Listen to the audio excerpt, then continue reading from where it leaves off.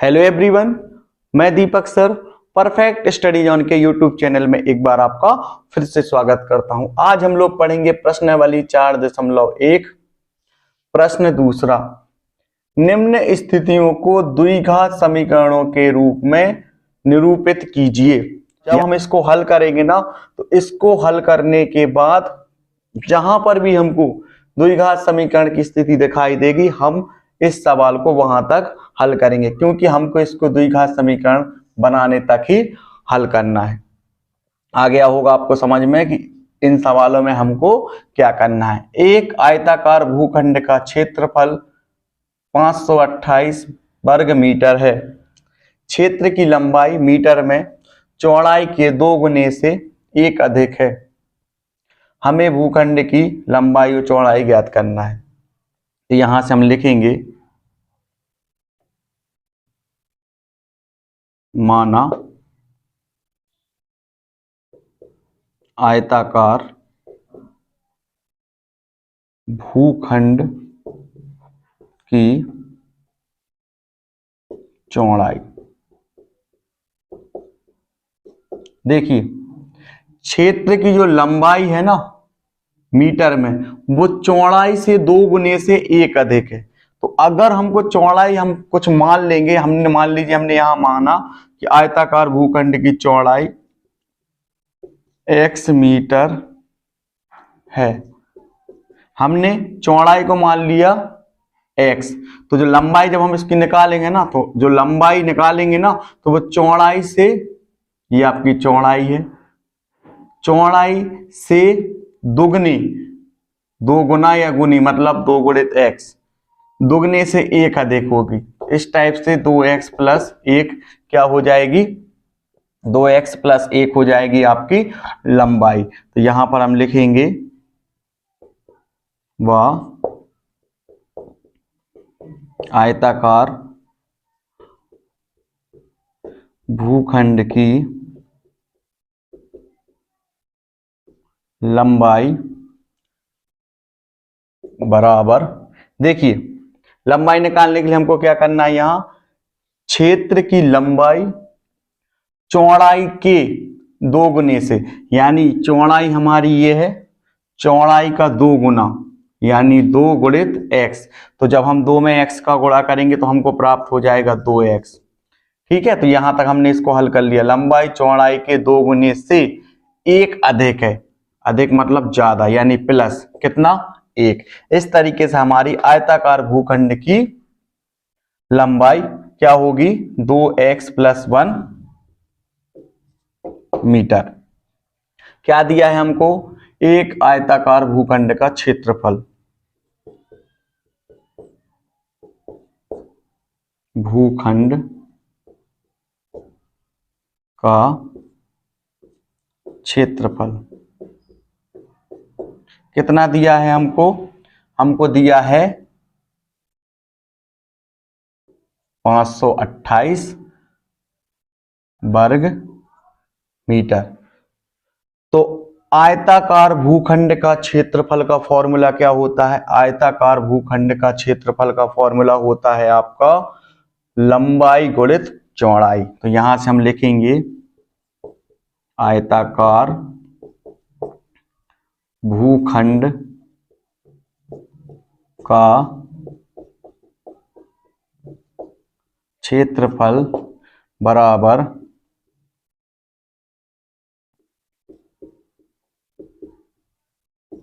लंबाई गुणित चौड़ाई। तो देखिए आयताकार भूखंड का क्षेत्रफल कितना है हमारा, यह है 528, बराबर लंबाई कितनी है, 2x प्लस 1, गुणा का निशान है तो गुणा लगाएंगे यहां पर, चौड़ाई कितनी है, x मीटर। अब हम क्या करेंगे, इसको आगे हल करेंगे, 528 बराबर इसका गुणा हो जाएगा आपका 2x में, तो ये हो जाएगा 2x का वर्ग प्लस x का गुणा होगा 1 में, तो ये हो जाएगा x। अब हम इसका क्या करेंगे, पक्षांतरण करेंगे, पक्षांतरण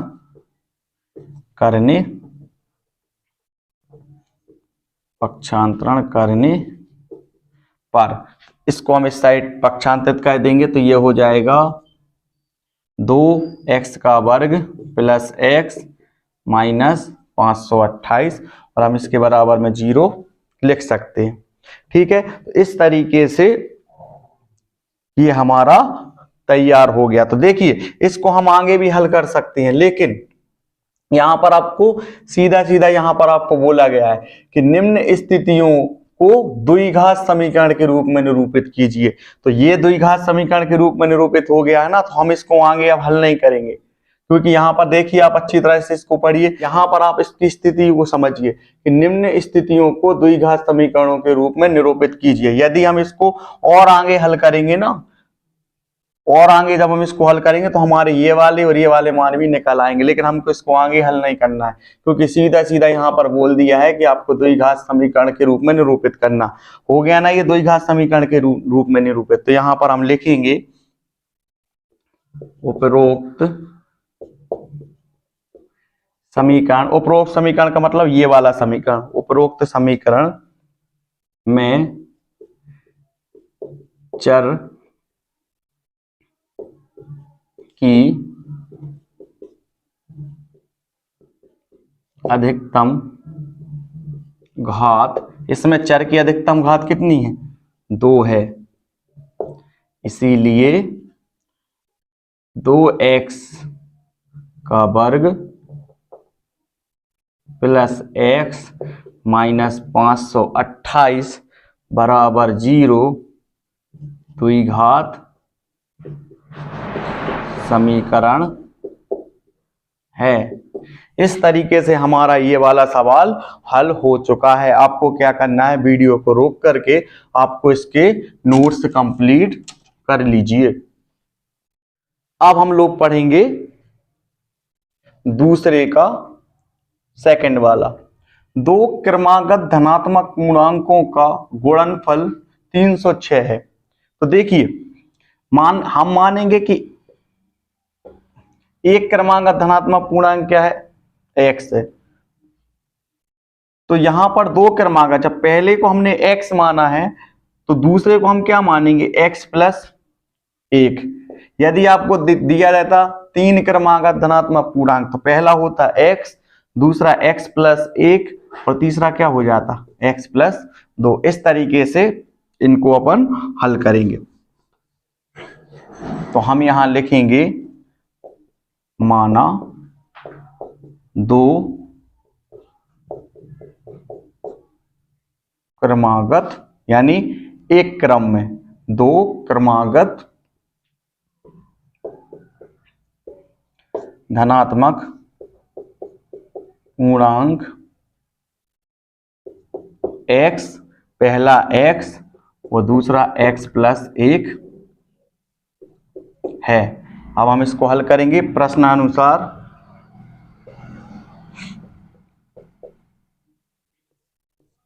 प्रश्नानुसार देखिए किस तरीके से 2 क्रमागत धनात्मक पूर्णांक। तो 2 क्रमागत धनात्मक पूर्णांक हमको यहां पर प्राप्त हो चुके हैं। एक हमारा x है और दूसरा है हमारा x प्लस 1। हम तो यहां पर गुणनफल के बारे में बात हो रही है, इसलिए हम यहां गुणा लगाएंगे और बराबर में कितना? 306। यहां पर 306 लिखेंगे। जब हम x का गुणा x में करेंगे तो हमको प्राप्त हो जाएगा x का वर्ग प्लस x का गुणा होगा 1 में तो x बराबर 306। यहां पर हम करेंगे पक्षांतरण करने पर। जब हम इसका पक्षांतरण इस तरफ करेंगे तो ये प्लस की संख्या माइनस में बदल जाएगी। तो x का वर्ग प्लस x माइनस 306 बराबर 0। देखिए इसको हम और आगे भी हल कर सकते हैं, इसको 2 भागों में तोड़ करके, जैसा कि मैंने आपको समझाया हुआ है कि द्विघात समीकरण को कैसे हल करते हैं। लेकिन हम इसको आगे क्यों हल नहीं कर रहे हैं? क्योंकि यहाँ पर सीधा सीधा आपको लिखा हुआ है कि निम्न स्थितियों को द्विघात समीकरणों के रूप में निरूपित कीजिए। तो ये द्विघात समीकरण के रूप में निरूपित हो गया ना, क्योंकि इसमें चर की सबसे बड़ी घात कितनी है? 2 है। तो हम इस सवाल को यहीं तक हल करेंगे। हम यहां लिखेंगे उपरोक्त समीकरण यानी ये वाला समीकरण, उपयुक्त समीकरण में चर की अधिकतम घात 2 है, इसीलिए x वर्ग प्लस x माइनस 306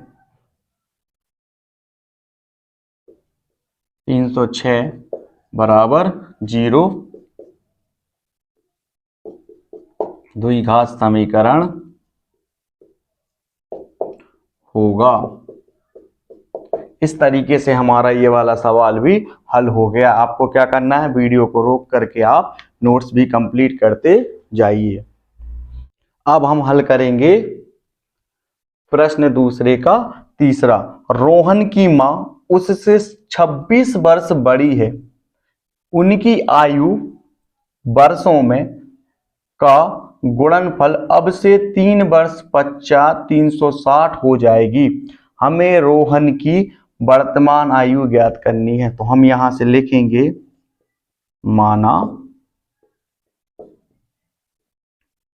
रोहन की वर्तमान आयु x वर्ष है। हम रोहन की वर्तमान आयु को क्या मान लेंगे, x वर्ष है। फिर रोहन की मां की वर्तमान आयु क्या हो जाएगी, रोहन की मां की वर्तमान आयु क्या हो जाएगी। देखिए, रोहन की मां की उससे 26 वर्ष बड़ी है, तो रोहन की मां की उम्र जो है उससे 26 वर्ष बड़ी है। तो यहां पर हम लिखेंगे x, ये रोहन की आयु हो गई। उनकी जो मां है ना, उनकी जो उम्र है वह 26 वर्ष अधिक है, तो अधिक में प्लस कितना, 26 वर्ष। इस तरीके से हमने इनको लिख लिया कि माना रोहन की वर्तमान आयु x वर्ष है व रोहन की मां की वर्तमान आयु x प्लस 26 वर्ष है। अब देखिए, यहां से पढ़िए, अब से 3 वर्ष के पश्चात, तो यहां से हम लिखेंगे 3 वर्ष के बाद। ठीक है, यहां से हम लिखेंगे प्रश्नानुसार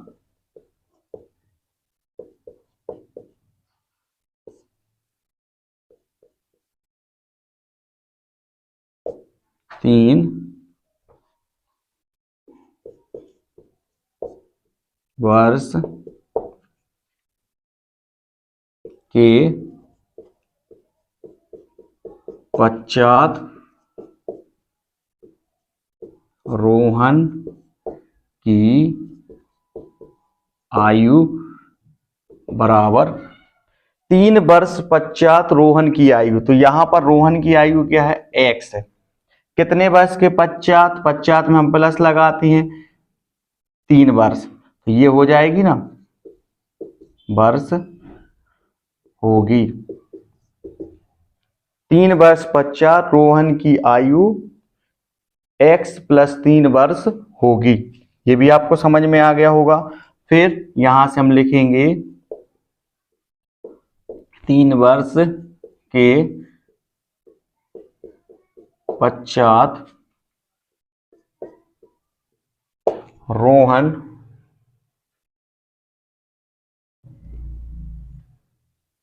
की मां की आयु बराबर, तो यहां पर रोहन की मां की आयु कितनी है, रोहन की मां की आयु है x प्लस 26। 3 वर्ष के पश्चात यानी यहां प्लस लगाएंगे, हम यहां लिखेंगे 3, तो जब हम इनको आपस में जोड़ेंगे तो ये हो जाएगा x प्लस 29 वर्ष होगी। तो देखिए मान इस तरीके से यहां तक हमने इसको हल कर लिया। अब हम क्या करेंगे, यहां से प्रश्न अनुसार हम इसको हल करेंगे। यहां पर लिखा हुआ है कि इनकी आयु का गुणनफल अब से 3 वर्ष के पश्चात 360 हो जाएगा। तो यहां से x + 3 यही होगा 3 वर्ष के बाद, और यहां पर आपका हो जाएगा x + 29। ये 3 वर्ष के बाद में रोहन की आयु है, और ये 3 वर्ष के बाद में रोहन की मां की आयु है। गुणनफल के बारे में बात हो रही है, इसलिए हम यहाँ गुणा का निशान लगाएंगे, बराबर 360। x में हम x का गुणा करेंगे तो हमको x वर्ग प्राप्त हो जाएगा। फिर इसी x का गुणा हम करेंगे +29 में, तो हमको +29 प्राप्त हो जाएगा। 3 का गुणा करेंगे हम x में, तो प्लस प्लस का +3x, और फिर यहाँ पर प्लस प्लस का होता है प्लस, और जब हम 3 का गुणा करेंगे 29 में, तब हमको प्राप्त होगा 87 बराबर 360।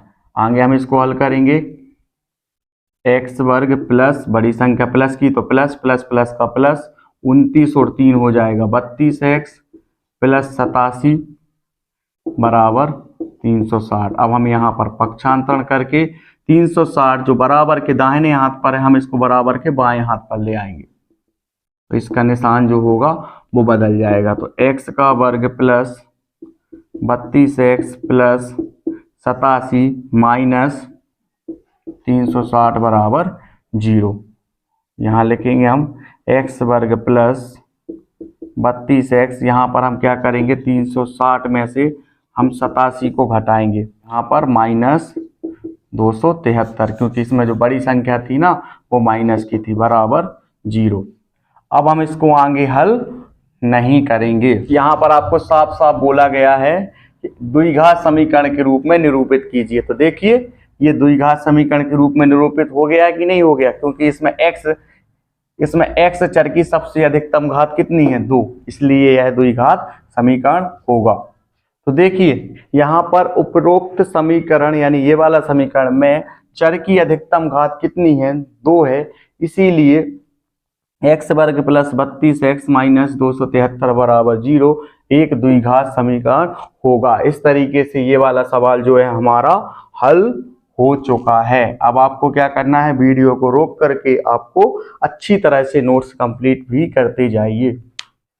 अब हम लोग प्रश्न दूसरे का चौथे नंबर वाले को हल करेंगे।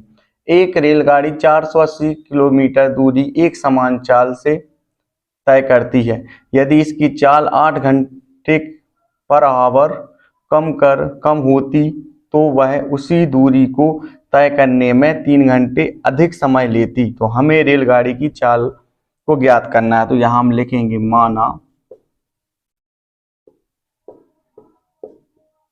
रेलगाड़ी की एक समान चाल x किलोमीटर पर आवर है। तो हमने यहां से मान लिया रेलगाड़ी की एक समान चाल x किलोमीटर पर आवर है। चूंकि हम जानते हैं कि समय का फॉर्मूला होता है दूरी बटे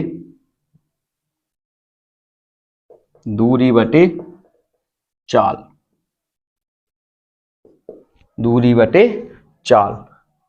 अब हम क्या करेंगे, यहां पर प्रश्नानुसार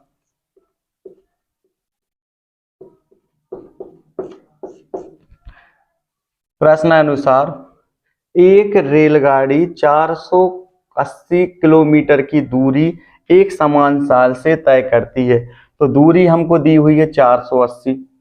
यदि हम इसकी चाल को 8 किलोमीटर पर आवर कम होती तो वह इसी दूरी को तय करने में 3 घंटे अधिक समय लेगी। तो यहाँ पर जो समय होगा ना, समय को हम टी भी लिख सकते हैं, क्योंकि समय को बोलते हैं टाइम। तो यहाँ पर टी, तो इसकी 2 स्थिति बनेंगी, इसलिए हम यहाँ पर लिखेंगे T1 बराबर 480। और यदि रेलगाड़ी की एक समान चाल, तो हमने क्या माना है, x माना है ना, तो यहाँ पर हम लिखेंगे x। तो ये होगी हमारा समय 1 बराबर 480 बटे x। तो ये हो जाएगा हमारा समीकरण 1। इसी तरीके से T2, यानी यहां पर क्या हो रहा है, यदि इसकी चाल 8 किलोमीटर पर आवर कम होती है, तो यहां पर दूरी में तो कोई अंतर नहीं है, लेकिन चाल में क्या आ गया है, अंतर आ गया है। कितना कम हो गई यहां पर, 8 किलोमीटर पर आवर कम हो गई है। तो यहां पर चाल कितनी है, x, कम का मतलब माइनस, कितना कम, 8। इस तरीके से हमारा समीकरण सेकंड भी हल हो चुका है। तो अब हम क्या करेंगे, इसको समझेंगे फिर से। एक रेलगाड़ी 480 किलोमीटर की दूरी को एक समान चाल से तय करती है। यदि इसकी चाल 8 किलोमीटर पर आवर कम हो जाती है, तो वह उसी दूरी को तय करने में 3 घंटे का अधिक समय लगाएगी। तो अब हम क्या करेंगे, इसको लिखेंगे, बीच में माइनस लगा के इसको लिखेंगे, और बराबर में हमारा आ जाएगा 3। तो हम यहां लिखेंगे प्रश्नानुसार, इसको लिखेंगे हम 480 बटे x माइनस 8, बीच में हम यहां माइनस लगाएंगे, और हम इसको लिखेंगे 480 बटे x, और बराबर में हमारा आ जाएगा 3। तो देखिए अब हम इसको लिखते हैं।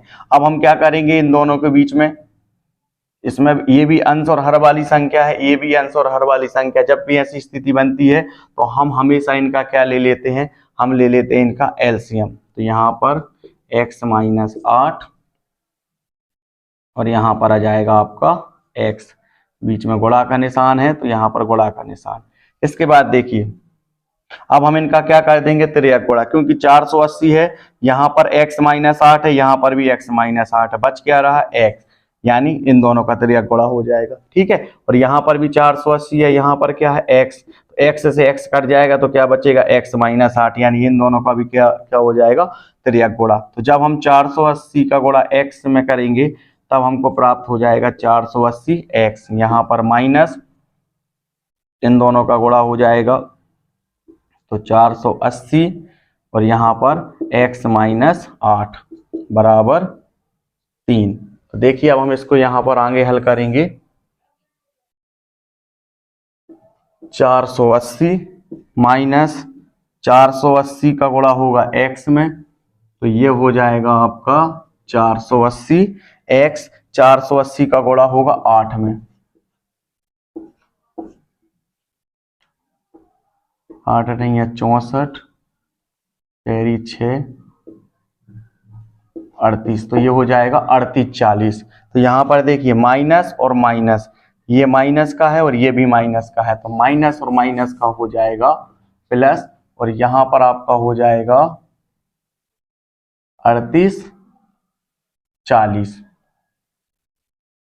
बटे x माइनस 8, और यहाँ पर x, और यहाँ बराबर में आ जाएगा हमारा 3,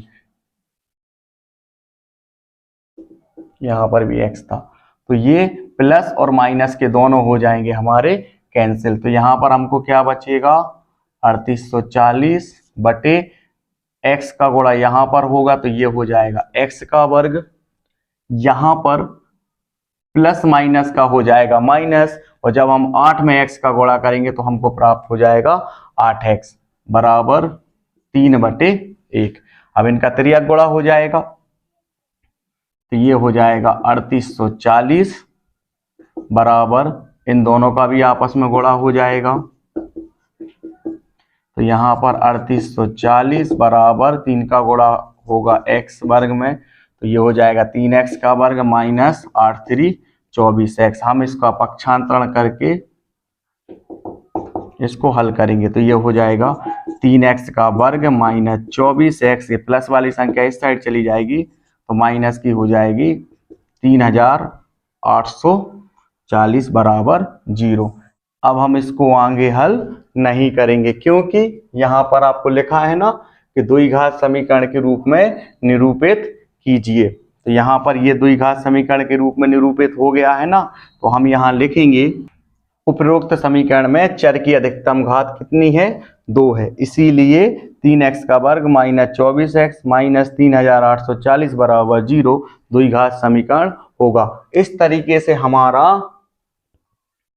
प्रश्न दूसरे का चौथा वाला सवाल भी हल हो चुका है। आपको क्या करना है, वीडियो को रोक करके इनके नोट्स कंप्लीट कर लीजिए।